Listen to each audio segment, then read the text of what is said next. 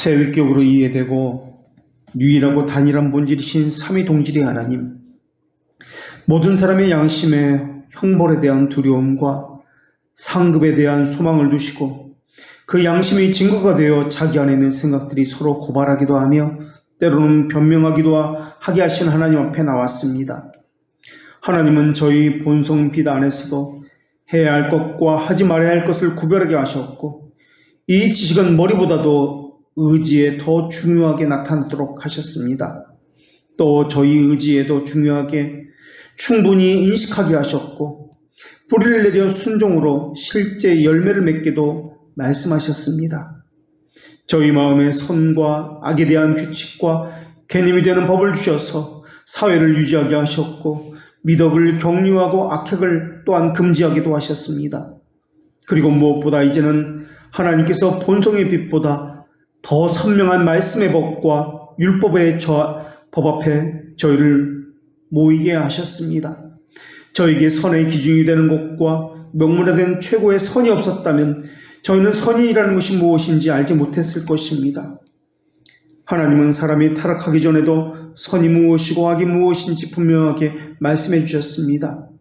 그리고 이제는 저희를 하나님의 정의가 명시된 말씀 앞에 세우셨사오니 저희의 지난 삶을 돌아보면서 하나님의 영광이 어떻게 나타났는지 관찰해 보길 원합니다.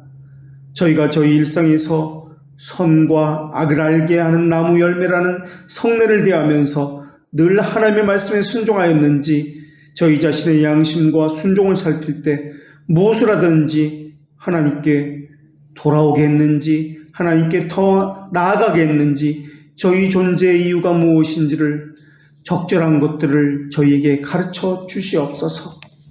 하나님의 말씀이 전해질 때 저희 삶에서 하나님의 약속을 발견하게 하시며 저희와 함께 하시는 아버지 되심을 깨닫게 하여 주시옵소서. 이것들은 분별 가능한 대상들이며 무엇보다 영적 선이 명령되었고 악은 금지되었사오니 명령하시는 교훈들마다 이 땅의 교회에서 선포되는 모든 주의 말씀들이 저희에게 유익이 됨을 알려주시옵소서. 하늘의 영광을 부여받아 신성에 성부의 본질에 참여하신다는 의미로 내 아버지는 나보다 크시다고 말씀하신 예수 그리스도의 이름으로 기도합니다. 아멘. 오늘 하나님께서 우리에게 주신 말씀은 구약성경 말라기 4장 2절의 말씀입니다. 하나님의 말씀을 봉독합니다. 하나님의 말씀을 경청하십시오. 내 이름을 경외하는 너희에게는 공의로운 해가 떠올라서 치료하는 광선을 비추리니 너희가 나가서 외양간에서 나온 송아지같이 뛰리라. 아멘. 지금 말라기 시대를 우리가 다루고 있습니다. 말라기 시대에는 여러 가지 환경적인 어려움이 있었습니다. 그래서 그것과 관련해서 오늘은 우리가 이 땅에서 일어나는 변인과 관련해서 말씀드리겠습니다. 사실 오늘 본문은 최종적 심판과 관련된 말씀이지만은 그것을 오늘 우리에게 적용해서 이 땅에서의 우리가 받는 혜택에 대해서만 말씀드리도록 하겠습니다. 지난주에 우리는 4장 1절에서 악인에 대한 심판의 말씀을 다루었습니다. 그리고 오늘 본문에서는 의인에 대한 말씀을 다루고 있습니다. 악인은 정의의 심판을 받습니다. 그러나 의인은 공의의 심판을 받아서 하나님께서 주시는 그 혜택에 참여하게 됩니다. 이렇게 악인과 의인을 대조하는 것은 성경 곳곳에서 쉽게 찾아볼 수 있는 전형적인 유형 가운데 하나입니다. 그런데 하나님께서는 지난 시간에 악인들을 교만한 자라고 말씀하셨습니다. 우리가 알기로는 교만함의 반대는 겸손입니다. 그런데 하나님은 그것의 대조가 되는 악인의 대조가 되는 의인, 교만함의 대조가 되는 겸손이라는 단어로 표현하고 있지 않습니다. 대신에 오늘 본문에서는 내 이름을 경외하는 자라 이렇게 표현하고 있습니다. 그렇다면 하나님을 경외하는 것과 의인과의 관계는 어떤 관계가 있을까 하는 것입니다.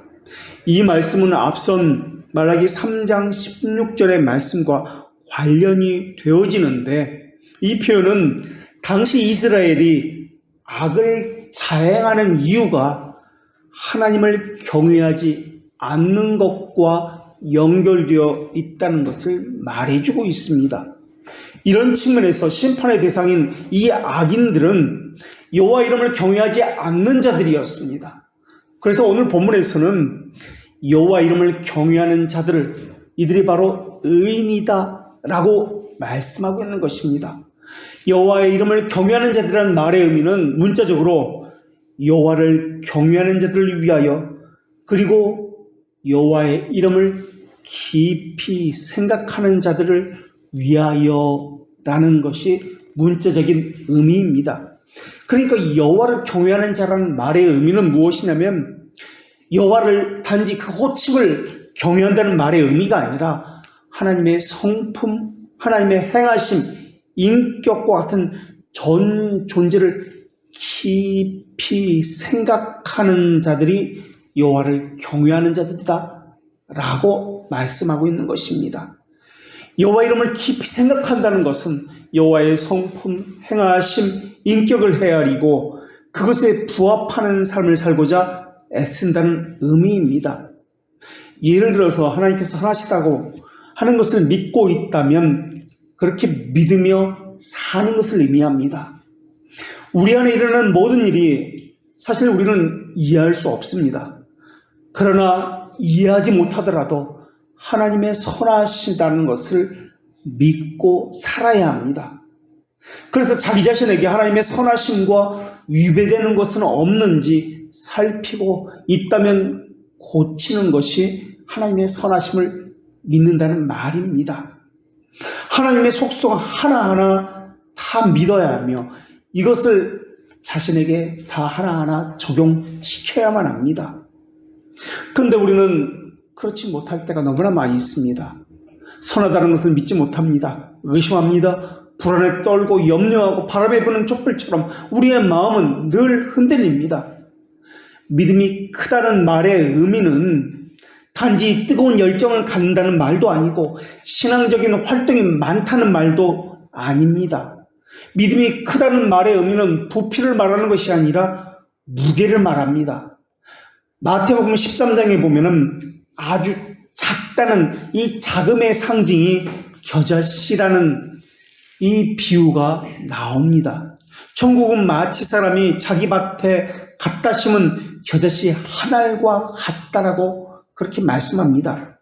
이 겨자씨 비유에서 천국은 겉으로 보는 외형, 형식보다 자라난 것에 초점을 맞추고 있습니다.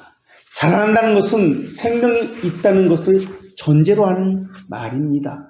그러니까 겨자씨 한 알의 크기는 겉으로 볼 때는 매우 작습니다. 그러나 이것이 자라난다는 것은 그 안에 생명이 있다라는 말입니다. 이것을 가지고 믿음의 무게를 이야기합니다. 이것을 가지고 천국을 이야기합니다. 생명이 있다면 아무리 겉으로 볼 때 이것이 작다 할지라도 산을 옮길 만한 큰 역사를 일구어 낸다는 것이 겨자씨 비유입니다. 그래서 성경에서 말할 때 작다, 크다는 그 기준은 언제나 생명을 살리고 있느냐와 관련을 짓고 있습니다. 그것 때문에 생명이 살아나느냐, 그것을 가지고 믿음을 이야기해야 하고 하나님의 나라를 말해야 합니다. 그런 의미에서 우리 교회는 어떤 교회인가를 물어야 합니다. 혹시 정체되어 있는 것은 아닙니까? 고여있고 자기 영혼은 물론이고 다른 영혼을 살리는데 관심이 없는 그저 이름만 교회라고 불리는 것은 아닌지 우리 자신에게 물어야 합니다. 우리에게 생명이 있습니까? 생명의 자라남, 그것을 살리는 그 역할을 하고 있습니까? 지금 하고 있는 그 일을 통해서 내 영혼은 물론이고 다른 영혼이 살아나고 있습니까? 천하보다 귀한 한 생명을 구원하는데 이바지하고 있다면 큰 일을 하는 믿음의 소유자라고 불리게 될 것입니다. 왜냐하면 한 생명의 값어치가 천하보다 더 크고 무겁기 때문에 그러합니다. 그래서 하나님께서는 마태복음 13장에서 겨자씨 비유를 말씀하시고 바로 이어서 그 반대의 개념인 가라지 비유를 말씀하십니다. 가라지는 열매를 맺지 못한다는 특징을 가지고 있습니다. 모양과 외형의 크기와는 상관없이 바람에 날릴 뿐입니다. 그리고 나중에는 뽑혀서 불에 살라지게 됩니다. 가라지가 가지고 있는 특성은 생명이 없다는 의미로서 말씀하고 있습니다. 그 안에 하나님의 말씀이 없으니 뿌리째 뽑혀서 불에 태워집니다. 오늘 말씀과 연결시키면은 밭에 뿌리워서 자라나는 이 겨자씨 하나는 의인이요 하나님을 경외하는 자의 상징으로서 보여집니다. 겨자씨는 겉모습은 밭에 뿌려진 좋은 씨입니다. 가라지는 그러나 겨자씨와 같은 모습을 가지고 있지만, 비슷한 모습을 가지고 있지만, 그리고 같은 밭에 뿌려졌지만 열매를 맺지 못하는 것으로 구별되어집니다. 이들은 악인으로 불려지는 자들입니다. 하나님을 멸시하고 대적하는 자들을 상징합니다. 의인과 악인은 한 자리에 있습니다. 한 밭에 뿌려졌습니다. 그러나 그들은 서로 다릅니다. 하나는 열매를 맺고 하나는 열매를 맺지 못합니다. 하나는 생명이 있고 하나는 생명이 없습니다. 그런데 가라지는 알곡과 함께 같은 밭에 뿌려졌고 같은 밭에서 자라가기 때문에 가라지가 자기도 알곡이라 생각하고 있습니다. 그러나 가라지는 하나님을 믿는 이가 아닙니다. 생명을 잉태하고 열매를 맺을 수가 없습니다. 불평과 불신앙이 드러납니다. 하나 되게 하고 생명을 살리는 일을 이들은 절대 할 수가 없습니다. 그러나 그것에 반해서 알곡은 하나님의 인격과 성품, 행사에 대해서 깊이 묵상하는 자들입니다. 알곡은 가라지처럼 하나님을 멸시하고 불신앙적인 말을 할 수가 없습니다. 그러니까 하나님을 경외한다는 말의 의미는 믿음의 열매를 가졌다라는 의미입니다. 돌트레이트 법규 1장 12항에 보면은 선택된 자는 때가 되면 선택에 대한 무리한 열매를 맺습니다라고 고백하고 있습니다. 이 무료한 열매는 무엇이냐면 그리스도를 믿는 참된 신앙, 자녀가 갖는 경외심, 죄에 대한 경건한 슬픔, 의에 대해서 배고파하고 목말라 하는 것이라고 고백하고 있습니다. 열매를 맺는데 무료한 열매 가운데 하나가 무엇이냐면 자녀가 갖는 경외심이다 라는 것입니다.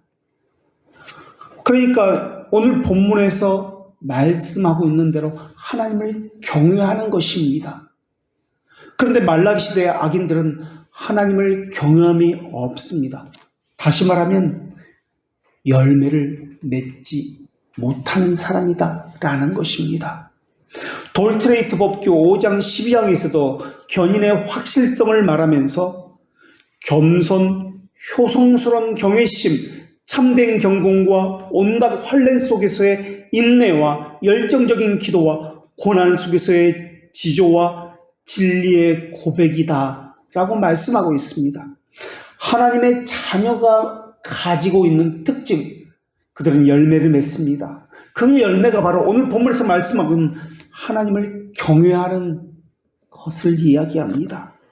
그러니까 겨자씨가 맺는 열매 가운데 하나가 하나님을 경외하는 자녀가 갖는 효성심입니다. 반대로 신앙생활을 오랫동안 했는데도 이런 열매가 없다면 그 사람은 열매를 맺지 못하는 사람이요, 외형만 멀쑥한 가라지요, 위선으로 가득 찬 악인이라는 말이기도 합니다. 겨자씨가 밭에 뿌려졌을 때 이들은 자라갑니다. 그런데 그냥 자라가는 것이 아닙니다. 가뭄도 홍수도 비바람과 추위와 더위에 어려움이 있습니다. 새들과 가축들의 외부적인 방해와 핍박이 있습니다. 병충해도 있을 수도 있습니다. 내부적으로 영양 공급에 대한 결핍도 있을 수 있습니다. 환경의 방해, 주위의 영향력을 수없이 받을 것입니다. 그러나 자라가서 열매를 맺는다는 말의 의미는 꿋꿋이 밀고 가는 견딤, 지조가 있다는 말이기도 합니다. 그렇다면 우리는 어떻습니까? 우리에게는 영원한 영광을 바라보는 견디는 진지하고 거룩한 지조가 있습니까? 견고한 믿음에 대한 열망이 있습니까? 그 사람에게서 견딤, 오래 참음, 이러한 지조와 견인이 없다면 그 사람을 무엇이라 불러야 할까요? 그 사람은 분명 열매가 없는 사람이라 불려야 할 것입니다. 실제 견인의 삶을 살아가고 있느냐 하는 것을 물어야 할 것입니다. 여러분 어떻습니까? 하나님의 자녀와 후사라는 성령의 증거와 열매를 가지고 있습니까? 하나님의 증거는, 하나님의 정의는 여러분 자신의 큰 위로의 원천이 된다고 믿고 계십니까? 혹시 하나님의 공정한 판단이 여러분 스스로 그 판단 때문에 걸려 넘어지는 것은 아닙니까? 우리가 하나님은 아니기 때문에 이 세상에서 우리가 이해하지 못하는 일들이 너무나 많이 있습니다. 그러나 이해하지 못한다고 해서 이러한 일들이 지속적으로 일어난다 할지라도 하나님의 정의는 여러분 자신을 안심시키고 있느냐 물을 때 여러분은 무엇으로 대답하시겠습니까? 정말 여러분은 하나님께서 자기 백성에게 고난을 안겨주실 때 그것은 나를 위한 유익이라고 믿고 계십니까? 하나님의 심판의 방식이 비밀이고 신비에 감추어져 있다 할지라도 절대 부당하지 않다라고 믿고 계십니까? 경건한 자가 받는 시련과 고난은 나를 정련하고 정결케 하는 것이라고 이 사실을 믿고 있습니까? 하나님은 정의로운 분이고 선하신 분이기 때문에 절대로 불의하게 우리를 괴롭힌 분이 아니라는 것을 믿고 계십니까? 우리 신앙은 우리가 어떤 형편에 처하든지 하나님의 정의는 물론이고 하나님의 자비, 하나님의 지혜와 선하심과 같은 다른 속성들도 계속 우리가 맛볼 수 있다라고 믿고 계십니까? 다시 묻겠습니다. 하나님께서는 우리를 대하실 때 언제나 하나님의 전 존재, 그것과 일치하는 방식으로 우리를 대하신다는 것을 믿고 있습니까? 선하심으로, 올바름으로, 공정함으로, 지혜로서 우리를 대하고 있다는 것을 믿고 계십니까? 그것을 믿고 있다면 우리가 원하는 필요를 넘어선 하나님과 하나님의 영광을 위한 공공성도 담고 있다는 것도 믿고 있어야 할 것입니다.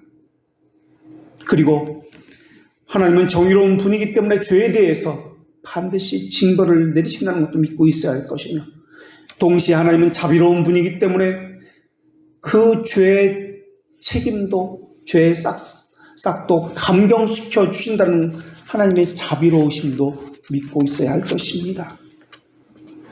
또한 우리가 겪고 있는 고난을 이용해서 우리로 하여금 하나님의 성품을 닮아가게 하신다는 하나님의 지혜도 믿고 있어야 할 것입니다. 하나님 우리가 고난 중에 있을 때 우리의 모든 심사를 알고 계신다는 것도 믿고 있어야 할 것이며 우리의 눈물과 한숨과 잠 못 자는 고민도 모두 알고 계신다는 것을 믿고 있어야 할 것입니다. 그리고 하나님은 우리를 지옥에서 건지시기 위해서 이런 환경의 어려움을 주신다는 것도 믿고 있어야 할 것입니다.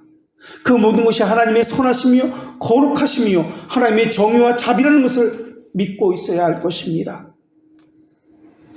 하나님은 하나님의 생명의 씨앗을 넣어준 이들에게 하나님의 이름을 경외한다는 그 열매를 분명히 넣어주셨습니다. 어떤 상황에서도 어떤 문제에서도 하나님을 경외함을 잊어버리지 않는 그것이 있습니다. 그렇다면 우리는 하나님의 이름을 경외함이 있습니까? 하나님을 속이고 욕보이는 행위를 하면서도 하나님을 혹시 예배한다고 생각하고 헌상한다고 생각하고 있지는 않습니까?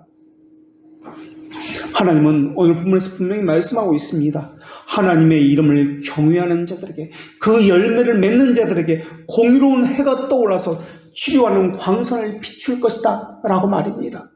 지금 말라기 시대의 사람들은 소출이 없고 여러 가지 환경적인 어려움이 있습니다. 그리고 외부 세력으로부터의 침입을 계속해서 받고 있는 상황에 있습니다. 그런데도 어떤 부류는 하나님의 이름을 경외하고 있습니다. 그런데도 불구하고 말입니다. 그들에게 하나님께서는 공의로운 해를 비출 것이다 라고 말씀하고 있습니다. 공의로운 해가 떠올라서 라는 말은 문자적인 의미보다도 비유적인 의미로 해석이 되어집니다. 이 비유가 무엇인지에 대한 견해는 두 가지 견해가 있습니다. 하나의 견해는 공의로운 해가 바로 빛이신 예수 그리스도께서 임하셔서 은총을 비춘다는 그런 의미로 해석하는 견해가 하나입니다. 이 해석의 초점은 태양이 무엇이냐를 밝히는 데 있습니다. 그래서 번역본 성경 가운데 킹 제임스 성경이라든지 몇몇 영어 성경에서는 오늘 본문의 해가 바로 예수 그리스도다라고 해석을 합니다.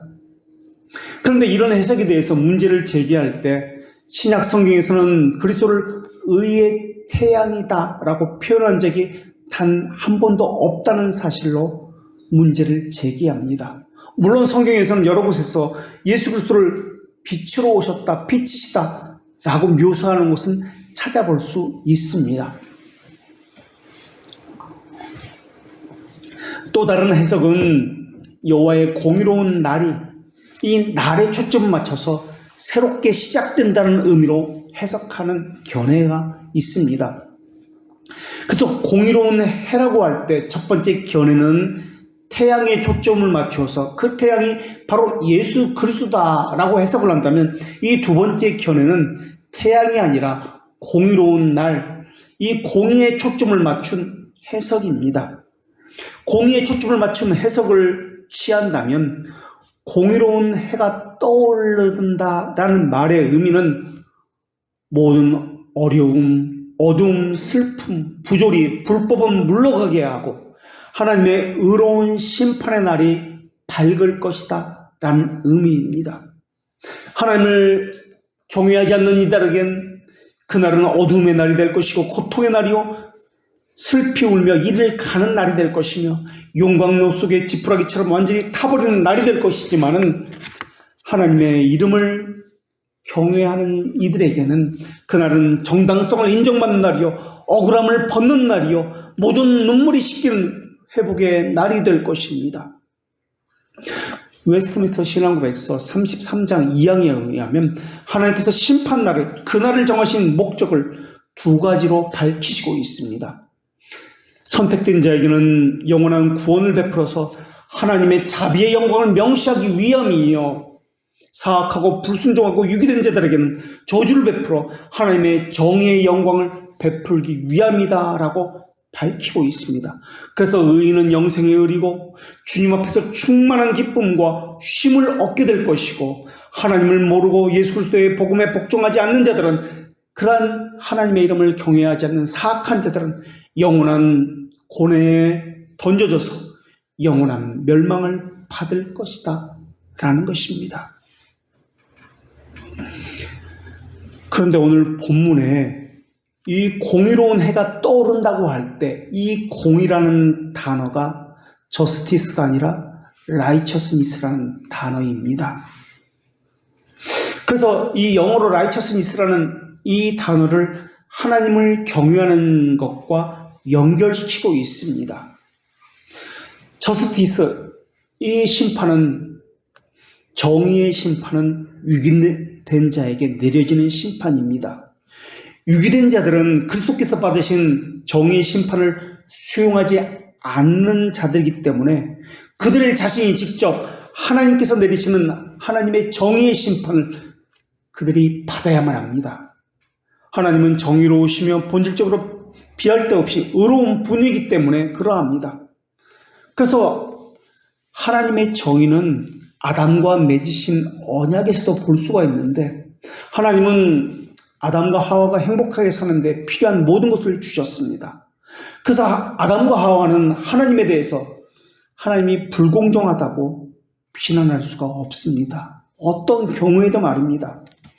아담과 하와가 순종하는 한 순종할 수 있는 의지도 주셨는데 계속해서 하나님께서는 그들에게 생명의 은혜를 보이겠다고 하셨기 때문에 그렇습니다. 하나님께서 세상을 선하게 창조하셨습니다. 하나님께서 선하신 하나님이기 때문에 세상도 선하게 창조하신 것입니다. 하나님은 본질적으로 정의로운 분이기 때문에 죄가 있다면, 선하지 않은 것이 있다면 이것에 대해서 징벌을 내리셔야만 합니다. 그래서 아담과 하와가 범죄했을 때 하나님은 정의로운 분이기 때문에 그들의 죄에 대해서 형벌을 내리셔야 했습니다. 하나님께서는 소돔과 고모라가 죄를 범했을 때도 하나님의 정의를 세우셨습니다. 아브라함은 소돔과 고모라의 심판 때 하나님의 정의에 대한 진리를 고백하면서 주께서 이같이 하사 의인을 악인과 함께 죽이심은 부당하오니 의인과 악인을 같이 하심도 부당하니이다. 세상을 심판하신 이가 정의를 행할 것이 아니나이까 라고 그렇게 고백합니다. 악인과 의인을 함께 취급하는 것은 부당하다는 것입니다. 반드시 이 둘은 구분되어야 한다는 것입니다. 그리고 신명기 32장 4절에서도 하나님은 반석이시니 그가 하신 일은 완전하고 그의 모든 길이 정의롭고 진실하고 거짓이 없으신 하나님이시니 공의로우시고 바르다는 고백을 합니다. 아담의 형벌을 받은 이후 출생한 모든 사람은 죄에 대한 책임이 있습니다. 그리고 하나님의 정의의 심판을 받아야만 합니다. 정의로우신 하나님은 죄를 그냥 두고 보실 수가 없어서 반드시 심판하셔야 하고 그것에 따른 정당한 판결을 내리셔야만 합니다. 그래서 하나님의 정의는 죄인들을 벌하기 위해서 칼집에서 보복의 칼, 심판의 칼을 뽑으셔야만 했습니다. 하나님의 선은 다른 말로 하나님의 정의라고 불립니다. 하나님의 정의는 하나님의 선이기 때문에 그렇습니다. 하나님은 피조물에게 과분하게 주실 수 있어도 피조물이 마땅히 받아야 할 것보다 절대 부족하게 주시는 분은 아니십니다. 그러나 사람들은 바로처럼 이렇게 말하곤 합니다. 이번은 내가 범죄하였노라. 여호와는 의로우시고 나와 나의 백성은 악하도다. 바로의 이 말은 지금 자신이 처한 상황에서 벗어나기 위해서 했던 말에 불과합니다. 그 말은 진실한 말이 아닙니다.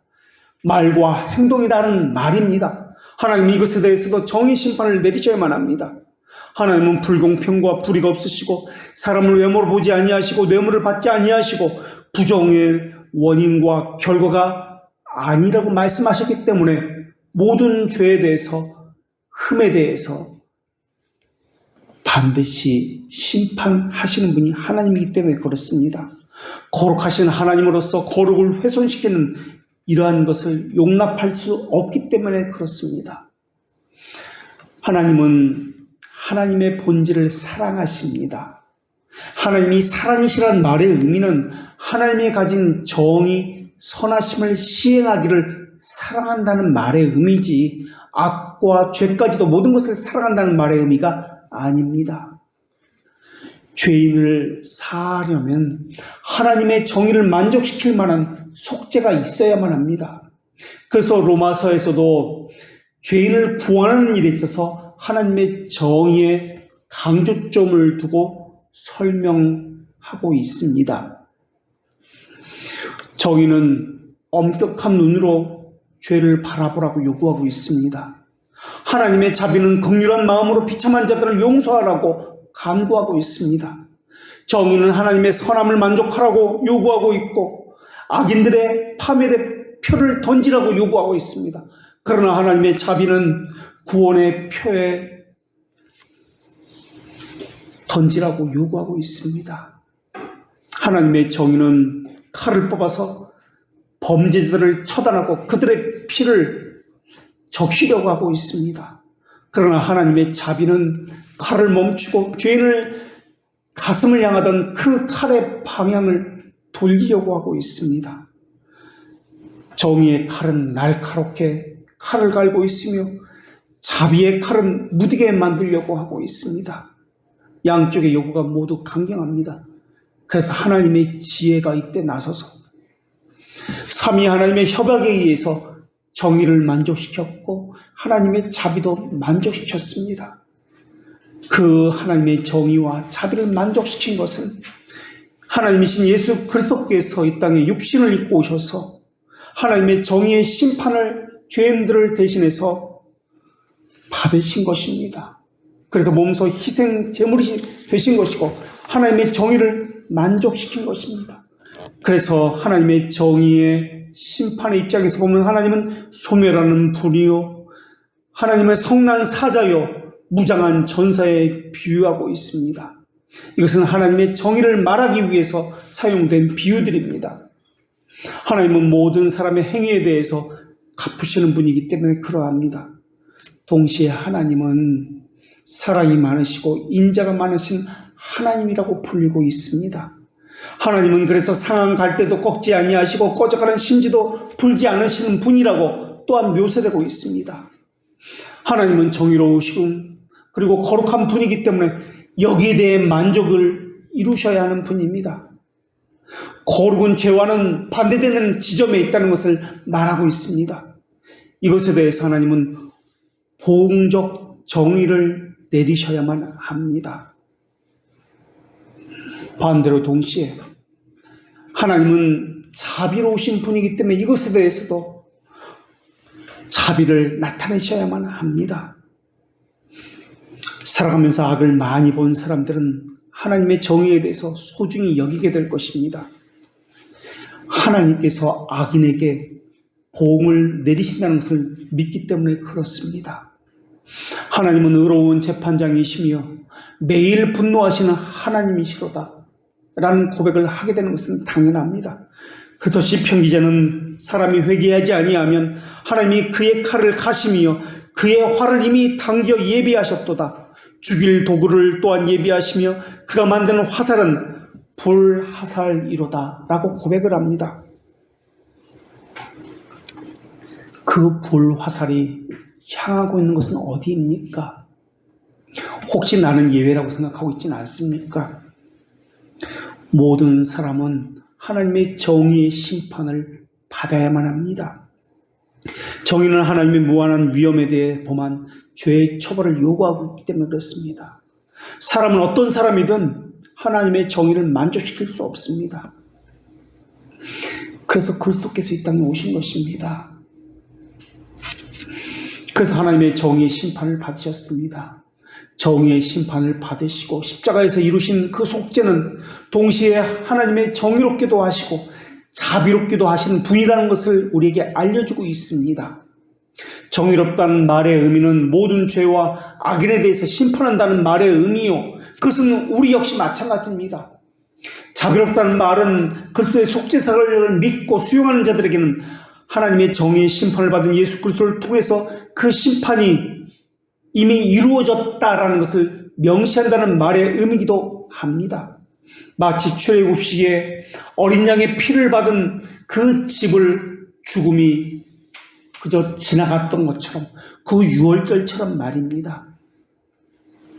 벨지카 신앙고백서 16장에 의하면 하나님의 정의를 설명하면서 하나님의 정의는 타락과 멸망 가운데 있는 자들이 자기가 하고 싶은 대로 하도록 내버려 둔다는 의미로 설명하고 있습니다. 자비하심이란 그들의 행위와는 무관하게 예수 그리스도 안에서 선택한 모두를 그들이 당할 멸망에서 구조하여 보존하신다는 의미로 설명하고 있습니다. 하나님의 정의는 이 정의라는 단어를 히브리어로 미슈파트라는 단어를 씁니다. 공이라는 단어는 히브리어로 체데카라는 단어를 씁니다. 오늘 본문의 이 단어는 체데카라는 단어입니다. 공이라는 단어, 라이처스니스라는 단어입니다. 다시 말하면 하나님을 경외하는 자들이라고 불리는 이 의인들이 받은 하나님의 심판은 공의의 심판, 라이처스니스의 심판, 체데카입니다. 미슈파트는 하나님의 정의를 말합니다. 이것은 법 앞에 공정하고 평등하게 모두가 율법의 판결을 맞는 것을 이야기합니다. 그러나 이 체데카는, 공의의 심판은, 하나님의 공의는 열등한 조건을 가진 사람이 억울하지 않게 자신의 권리를 행할 수 있도록 배려를 받는 것을 이 체데카 공의의 심판이라고 이야기합니다. 로마서 3장에서 칭의를 이야기하면서 말하는 의라는 개념이 바로 이 공의의 개념입니다. 하나님의 뜻을 만족시키는 것이 이 공의입니다. 공의는 하나님의 정의의 심판을 이미 받았다는 것을 전제로 해서 자비를 이야기할 때 이 공의를 이야기합니다. 그래서 정의의 심판을 받으신 분이, 하나님의 진노를 누그러뜨리신 분이 예수 그리스도입니다. 이것을 믿는 자들, 그리스도에게 연합된 자들, 접붙이는 자들은 그리스도께서 받은 그 정의의 심판을 내가 대신 받았다라고, 나도 받았다라고 적용되어서 이제는 하나님의 자비의 심판, 공의를 받는다라는 것입니다. 시편 기자가 기도를 하면서 자신의 무죄함을 호소하면서 울부짖습니다. 그때 이 기도하는 이 시편 기자가 저스티스, 그러니까 정의가 아니라, 미슈파트가 아니라 하나님 앞에 부르짖는데 라이처스니스, 공의를 내려달라고 부르짖고 있습니다. 그러나 바리새인과 유대인들은 그렇지 않습니다. 하나님의 정의를 만족시키기 위해서 그들은 스스로 율법을 지켜서 하나님의 진노를 누그러뜨리려고 하고 있습니다. 시편 119편 121절에 보면은 정의와 공의라는 단어가 함께 등장합니다. 내가 정의와 공의를 행하여 싸우니 나를 박해하는 자들에게 나를 넘기지 마시옵소서. 이 정의와 공의라는 단어를 함께 사용합니다. 시편 85편 10절과 11절에서도 인애와 진리가 같이 만나고 의와 화평이 서로 입맞추었으며 진리는 땅에서 솟아나고 의는 하늘에서 구보부도다 라고 말씀합니다. 이때 의라는 단어가 공이라는 단어, 체데카라는 단어입니다. 다시 말하면 이 공이라는 단어는 정의의 심판을 받으신 예수 그리스도와 관련된 단어다라는 말입니다. 창세기 18장 19절에서도 하나님께서 아브라함을 부르신 목적을 밝히시면서도 의와 공도를 행하게 하려고 내가 너를 택하였나니 라고 말씀하십니다. 의와 공도라는 이 단어, 여기서 의라는 단어는 체데카, 다시 말하면 라이처스니스라는 단어를 사용했고, 그 다음에 나오는 공도라는 단어는 미슈파트, 즉 정의라는 저스티스라는 단어를 사용합니다. 시편 33편 5절에서도 공의와 정의라는 단어가 함께 나오고, 시편 40편 10절이나 61편 7절에서도 인자와 진리라는 단어가 함께 나옵니다. 시편 23편 6절이나 107편 1절에서도 하나님의 선하심과 인자하심이라는 단어가 함께 나옵니다.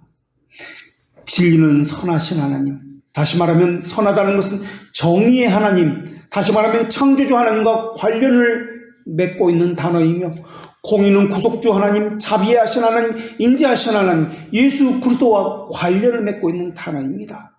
그러니까 시편 곳곳에서 내 평생이 하나님의 선하심, 인자하심의 정령 나를 따르니 라고 고백을 할 때, 선하심은 정의의 하나님이 나와 함께하며 인자하심이 또한 나를 따르니 라는 말의 의미는 구속주 하나님이 나와 함께합니다 라는 말을 하고 있는 것입니다.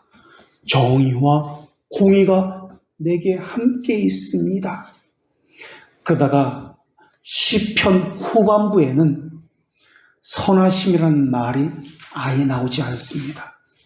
인자하심이 영원하도다, 인자하심에만 호소합니다. 그 이유는 다른 것이 아닙니다. 예수 그리스도께서 정의의 심판을 받으셨기 때문에 이제 예수 그리스도 구속주 하나님에 대한 그 하나님의 공의를 찬양하고 있다는 뜻입니다. 하나님의 자비하심이 바로 죄들의 용서에 대한 근거가 됩니다. 하나님의 정의와 자비는 웨스트민스터 기준서에 의하면 은혜 언약이라 불립니다.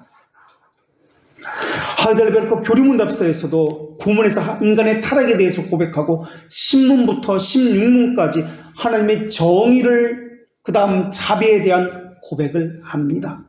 그리고 이것을 수행할 분은 중보자 예수 그리스도 외에는 없다라고 그렇게 명시하고 있습니다. 그러니까 구원 진리를 풀어갈 때 예전부터 시작해서 인간의 타락을 이야기하고 그 다음 정의, 자비, 중보자의 순서로 풀어간다는 것을 알 수가 있습니다. 하나님의 자비하심은 시간 안에 나타났지만은 명시되었지만은 영원한 선택과 관련이 되어집니다. 그래서 구속주 하나님을 통해서 이것이 시간 안에서 역사 안에서 우리에게 명시되었지만은 그때서야 비로소 나타나는 것이 아니라 원래 하나님의 자비하심이 있었지만 우리가 인식하고 우리에게 명시되어지고 나타나는 것은 구속주 중보자 예수 그리스도를 통해서 명시되었고 나타났다라는 말입니다. 그래서 시편 기자는 이것은 시간 개념이 아니라 영원이라는 개념이기 때문에 영원토록 인자하심이 영원하도다. 인자하심을 자비하심에 대해서 영원함을 찬양할 수밖에 없었던 것입니다. 중보자로 보냄받기로 영원에서 결정되었습니다. 그것을 웨스트민스터 신앙고백서 8장 1항에서는 하나님의 영원한 목적이다라고 밝히고 있습니다. 이 신앙고백서에서 하나님과 사람 사이의 중보자시고 선지자시고 왕이시고 제사장이시며 삼중직을 이야기하면서 교회의 머리가 되시고 구속주가 되시며 만물의 후사요 세상의 심판자로 선택하고 정하신 이 영원한 결정은 하나님을 기쁘게 했다라고 밝히고 있습니다. 하나님은 그리스도를 통해서 우리 죄를 사해해 주시고 공의로우신 분이심을 자비로우신 분을 우리에게 보이시는 분이십니다. 중보자신 예수 그리스도가 없다면 하나님은 우리에게 정의로우신 분이심만을 밝히시는 분이십니다. 하나님은 그리스도 안에서 인자하심을 자비하심을 밝히시는 분이십니다. 그래서 하나님의 자녀에게는 그리스도에게 연합된 접붙임을 받은 그 자녀에게는 예외적으로 자비로우신 분, 지혜롭고 거룩하시고 인자하신 분, 사랑이 많으시는 분으로 자신을 보이시는 것입니다. 그것이 그리스도에게 접붙여진 사람들은 그들의 삶에서도 이것이 그대로 나타나는 것입니다. 그러나 우리는 하나님의 지혜를 알 수 없기에 그 비밀에 대해서 우리는 하나님에 대해서 원망하고 좌절하고 고통스러워하고 있습니다. 그 비밀을 안다면 좌절할 수도 없고 고통스러워할 일도 없게 되어 있습니다. 이게 성례입니다. 성례는 그래서 그리스도를 항상 가르쳐주고 있습니다. 우리는 공의로우신 하나님의 손에서 값없는 상급을 받는 빈 털털이들 뿐입니다. 그것을 잊으면 안 됩니다. 우리 이 땅에서 나그네입니다. 청지기입니다. 값없이 받는다는 것을 잊어버리면 우리는 불평, 불만, 염려, 불안 가운데 휩싸이게 되어 있습니다. 세상의 즐거움 가운데 그 세상의 즐거움으로도 자신을 만족시킬 수 없는 수많은 사람들에 대해서 그들이 깊이 찔린 화살에 대해서 우리는 많이 보았고 들어왔습니다. 그 사람들은 세상의 즐거움으로도 자신의 욕망을 잠재울 수 없는 사람들입니다. 또한 여러분은 죽음의 병상에서 자신이 살아온 날에 대해서 두려움과 울부짖음 속에서 죽어가는 사람도 보았을 것입니다. 두려움이 광풍같이 일어나고 염려가 폭풍같이 이른다는 것이 무엇인도 경험해본 사람도 있을 것입니다. 실패와 두려움 속에서 염려와 혼돈 속에서 외부에 침입하는 수많은 상황과 환경 속에서 흔들린다는 것이 무엇인지도 경험해본 사람도 있을 것입니다. 그러나 거의 대부분의 사람은 그 흔들리는 속에서 염려와 혼돈 속에서 그 갈등 속에서 하나님의 선하심과 자비하심이 무엇인지에 대해서 생각해 본 적은 거의 없으실 것입니다. 하나님이 어떤 분인지를 알면은 정말 믿고 있다면 흔들리고 염려하기 이전에 하나님의 자비와 정의에 대해서 깊이 묵상했을 것입니다. 오늘 본문에 나오는 하나님을 경외하는 이들처럼 말입니다. 그것이 경외한다는 뜻이기 때문에 그렇습니다. 묵상에 대한 훈련이 되어 있지 않기 때문에, 그래서 나타나는 현상이 무엇입니까? 상황에 매이는 겁니다. 사람에게 의존하는 것입니다. 신앙은 하나님을 알아가고 배워가고 신뢰하는 과정을 말합니다. 하나님 편에서는 이미 완성되었지만 우리 편에서는 아직 아닙니다. 그렇기 때문에 우리는 훈련을 받아야 합니다. 훈련이 없이는 자라갈 수 없기 때문에 그렇습니다. 그러나 생명 있는 자는 반드시 자라갑니다. 하나님을 믿지 않기에 가식인 표지만 붙들고 있습니다. 성내가 주는 그 진의가 있는데 그것을 붙들지 못하고 그 외형만 붙들고서 표면만 붙들고 벌벌 떨고 있는 것이 혹시 우리의 모습은 아닌가 하는 것입니다. 우리에게 일어나는 모든 일은 그냥 일어나는 법이 없습니다. 또한 하나님의 심판은 지금도 여전히 우리를 향해서 일어나고 있습니다. 하나님의 심판은 일시적인 심판과 영원한 심판이 있다고 대기리문답에서 28문과 29문에서 밝히고 있습니다. 일시적인 심판이 이 땅에서도 일어나는 것으로 지금 이 순간에도 있는 일입니다. 이것은 하나님의 자녀에게도 마찬가지입니다. 죄에 대해서 그냥 볼 수 없기 때문에 사실 일시적인 심판은 이 땅에서 일어나는 것이고, 그렇지만 이것은 하나님의 진노라기보다는 하나님의 자녀에게는 하나님의 사랑에 가까운 것입니다. 하나님의 일시적인 심판은 날카로운 환경의 고통을 보내셔서 우리 양심에 뒤덮여 있는 죄의 모든 가리워진 것들을 다 제거해 나가게 하고 떨어져 나가게 하는 일을 하고 있습니다.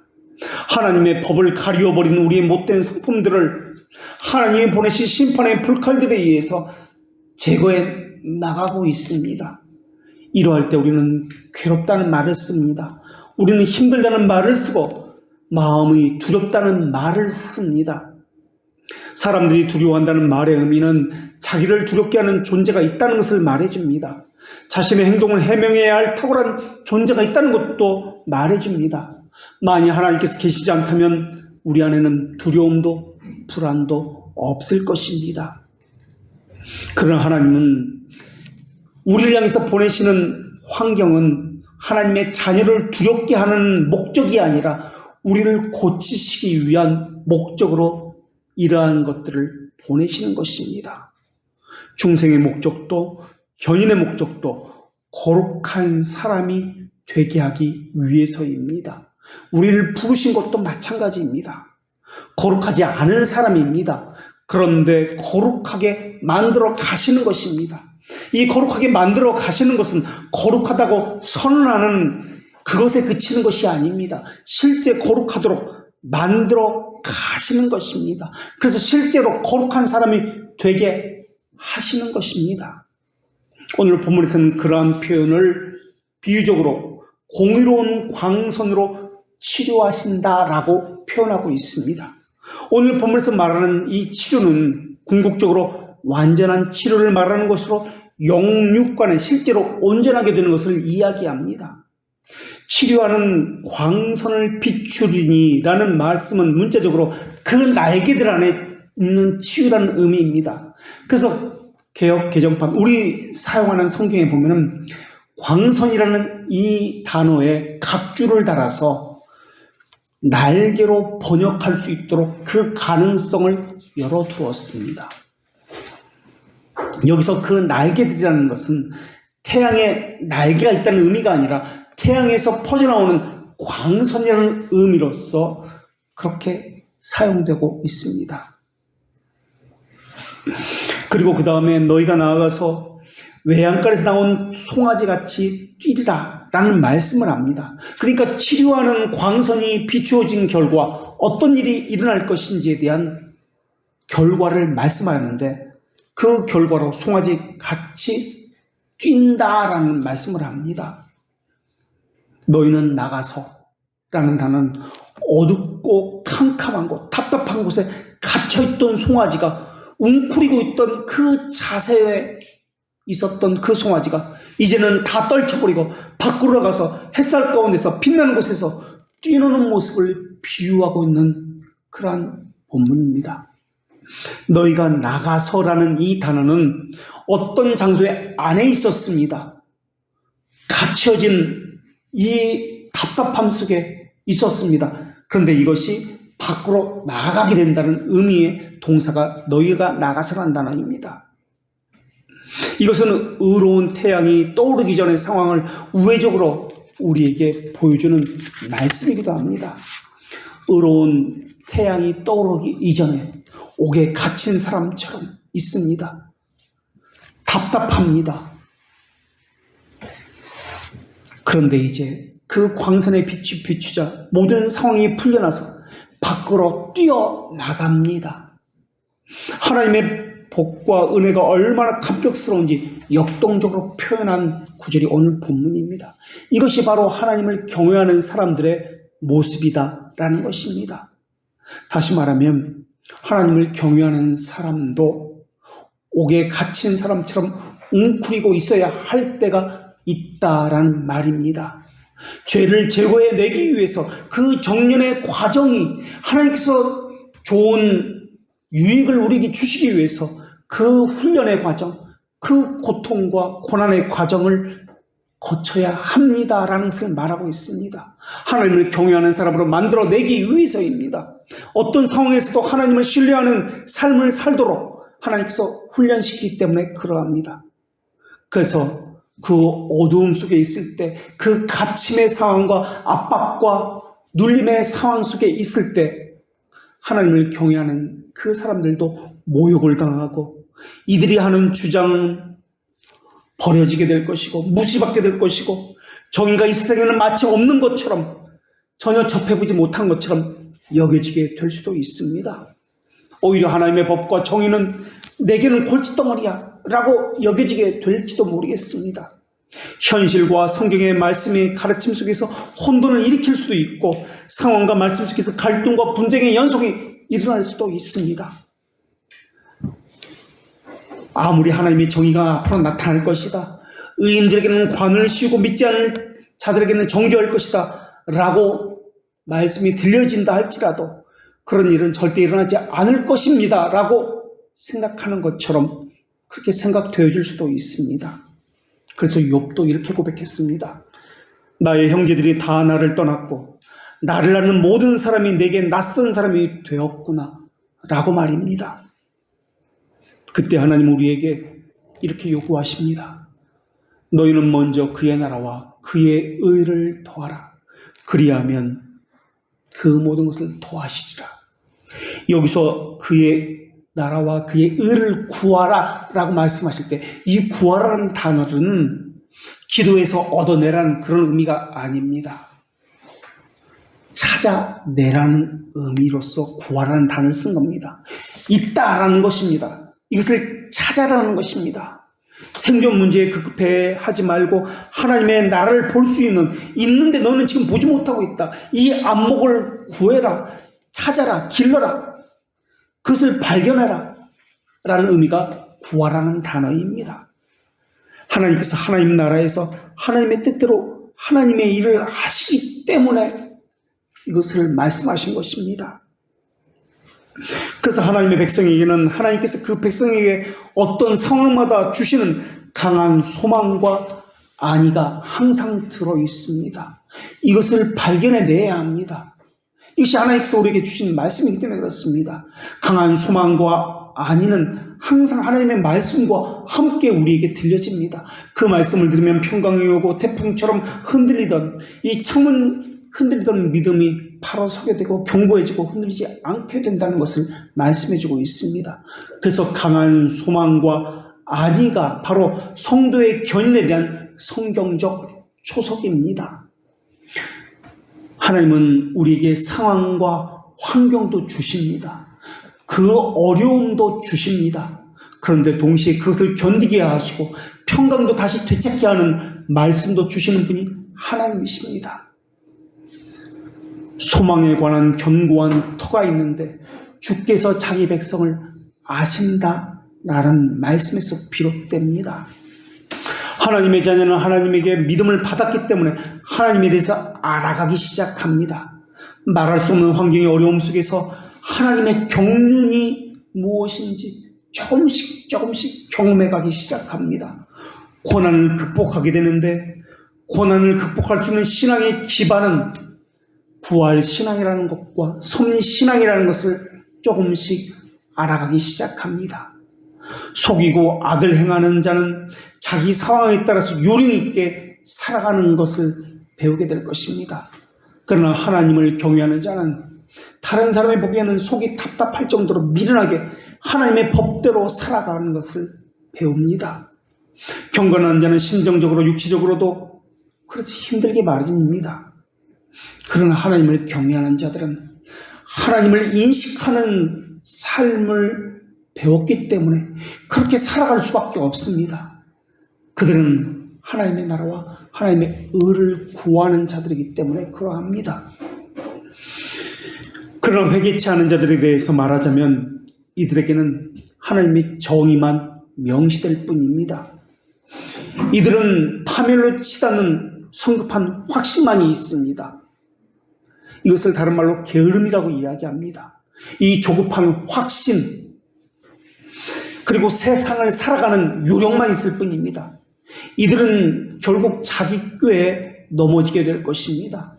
자신은 최고의 선택을 했다고 생각할 것입니다.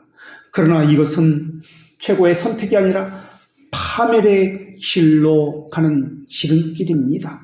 잠시 후면 그것을 깨닫게 될 것이고 뼈저하게 이르지도 못하고 저르지도 못하는 상황 속에서 자신의 선택이 잘못됐다는 것을 깨닫게 될 것입니다. 이것은 또한 믿는 자들에게 위로의 원천입니다. 이 세상에서 악에 징벌받지 못한다 할지라도 우리는 하나님 불의하지 않다는 사실에서 위로를 받을 수가 있습니다. 시편 기자는 악인이 그 종말을 깨달았을 때 자신이 목격한 모든 악에 대해서 그제서야 비로소 이해가 되기 시작했습니다. 그리고 시편 기자는 그전에는 다른 사람에서 악을 찾았지만은 악에 대해서 깨달았을 때 자기 안에 악이 충만하다는 사실 때문에 고통스러워했습니다.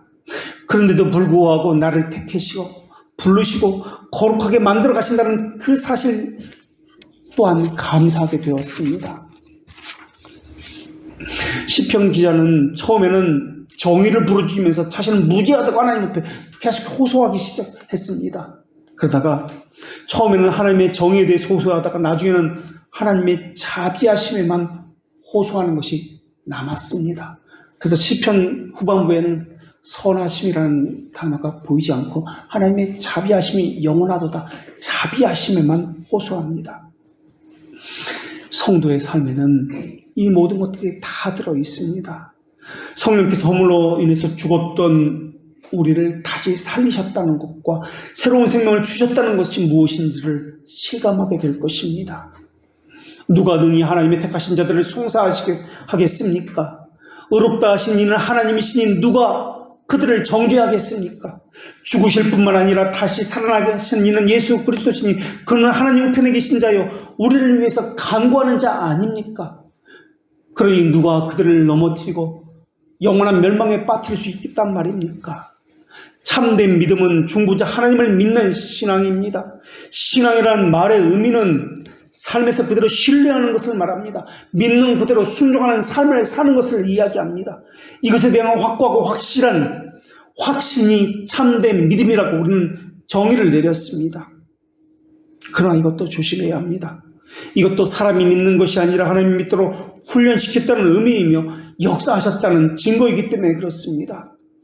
하나님께서 선택된 자들을 궁극적인 죽음의 멸망으로 돌진하는 것을 특별한 자비하심으로 막아주고 계십니다. 하나님께서 간섭하시고 막아주신다는 것을 제외하면은 그들도 다른 사람들과 조금도 다를 바가 없는 사람들입니다.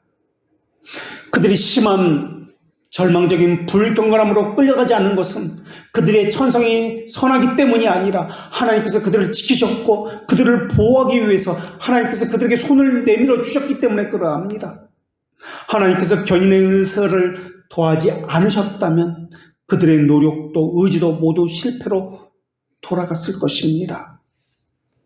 하나님으로부터 견인을 보장해 주시는 은혜를 받지 않았다면 그들은 사탄과 손을 잡고 그들 안에 있는 죄악과 세상과 같은 원수들의 싸움에서 잠시도 버틸 수가 없었을 것입니다. 견인은 사람의 능력과 근면에 기초를 두지 아니하고 오직 그리스도에게 그 기초를 두고 있습니다. 하나님은 하나님의 자녀를 영원에서 택하셨습니다. 택하실 때 그들의 조건, 인격을 보고 택하신 것이 아닙니다. 조건 없이 영원에서 택하셨습니다. 그 사람을 택해서 부름받은 자가 되게 하셨고 사람답게 만드셨고 거룩하게 하셨고 믿는 자가 되게 만드신 것입니다. 사람다운 사람이 되지 않으면 거룩한 사람이 될 수 없습니다. 사람은 먹고 마시는 이 동물적인 존재로서가 아니라 하나님의 형상을 따라서 지음받았기 때문에 하나님의 형상이 있습니다.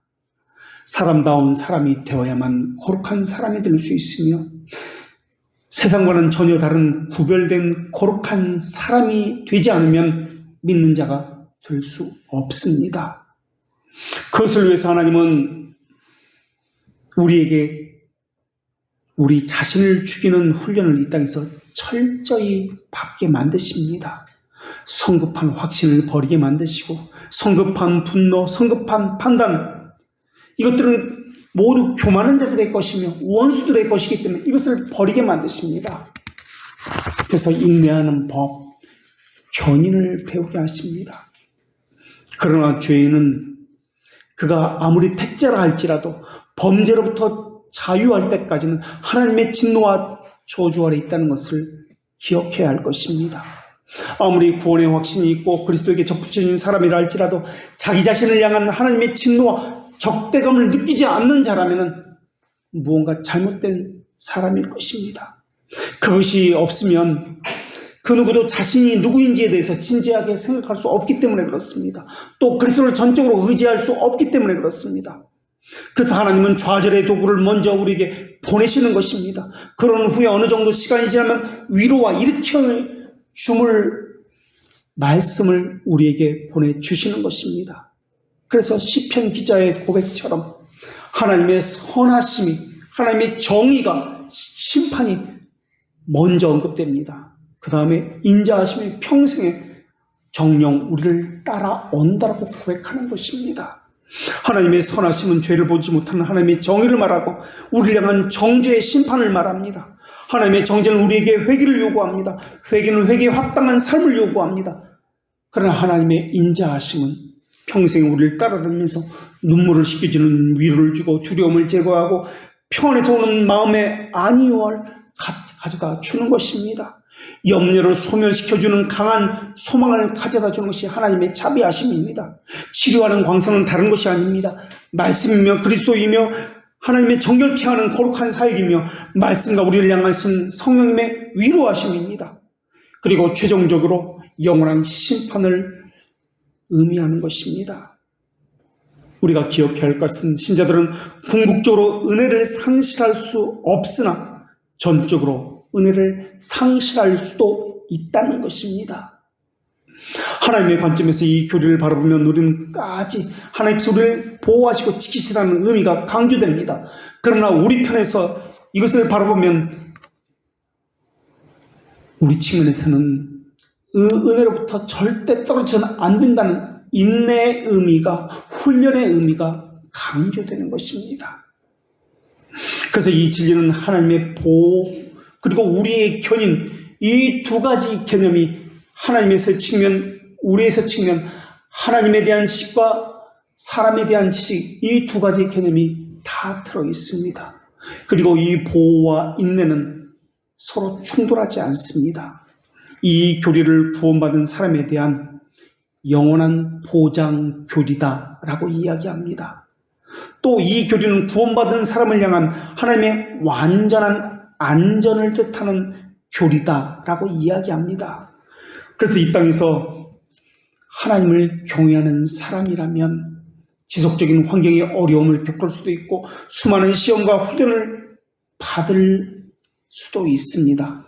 그러나 이것은 우리를 치료하기 위한 것이라는 것을 알고 있기 때문에 우리를 넘어뜨리기 위한 것이 아니라 우리를 심판하고 정의의 심판을 내리기 위한 것이 아니라 공의의 심판을 내리기 위한 것임을 알기 때문에 실망하지 않습니다.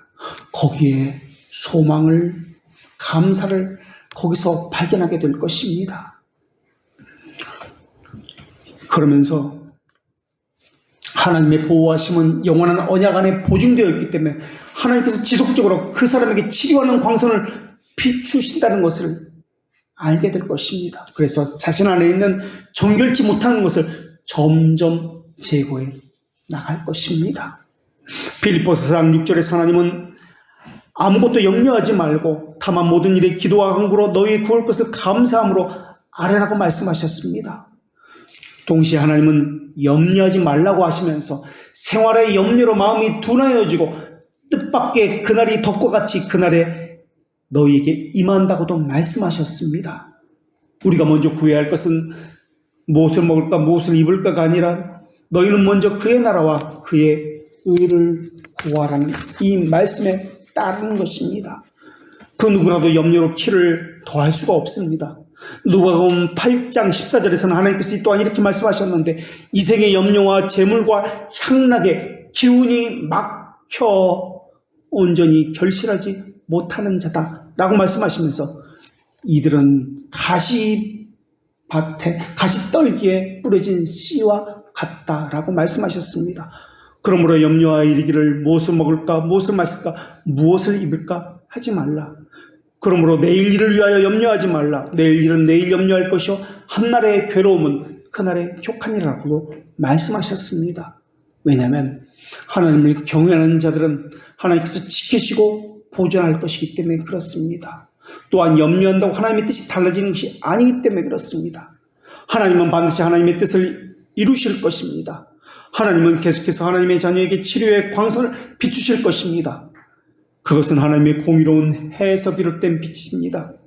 그 공의로운 해는 우리를 절망하게 하고 좌절케 하는 동시에 우리를 부활과 섭리신앙을 갖게 하고 일으켜줄 것이고 외양간에서 나온 뛰어다니는 송아지처럼 만들어 주실 것입니다. 그래서 지속적으로 하나님의 신뢰하는 삶을 살도록 훈련시킬 것입니다. 그리고 지속적으로 소망의 빛을 우리에게 주실 것입니다. 이것이 바로 오늘 우리에게 주시는 하나님의 위로의 말씀입니다. 기도하겠습니다. 구별된 새위격으로 단일한 한 본질 안에 계신 삼위동질의 하나님, 저희가 교주주의에 빠지지 않도록 늘 자신을 살펴 실천적인 덕을 행하길 원합니다. 서로에게 영적 선을 권면하고 복음의 돈을 전하는 삶을 살며 하나님의 선하심을 찾아 구별되어진 하나님의 뜻에 순종함을 기뻐하며 영의 모든 부분에 청렴함을 갖추기를 원합니다. 그러하오니 상황마다 매 순간 들려지는 그 말씀 한마디 한마디마다 흔들려지는 저희의 심정을 붙들어 주시기를 간구합니다. 하나님과의 영원한 행복에 이르도록 하나님의 인도하심 받아 흔들리지 않고 끝까지 하나님의 말씀을 지키며 살게 하시고 지속적인 효과적 견인이 저희에게 나타나기를 간구합니다. 경건한 자의 심정마다 하나님의 통치를 받은 특권에 주어져 싸우니 성령으로 저희 심령을 이끌어 주시옵고 또한 꺾어 주시옵고 통치하시옵고 그리스도의 소유물임을 저희가 삶으로 나타내게 하여 주시옵소서. 하나님의 영광이 저희의 기쁨이 되게 하시며 영적 선을 선택하는 의지의 기쁨과 마음의 순전성을 갖추는 자들 되게 하여 주시옵소서. 중보자라 할지라도 그 위엄은 전혀 감소되지 아니하며 천사보다 조금 낮아졌다고 해서 신성은 조금도 상하지도 아니하신 분임을 저희들이 배워서 알고 있습니다. 본질적인 면에서 전혀 구별이 없으신 예수 그리스도의 이름으로 기도합니다. 아멘.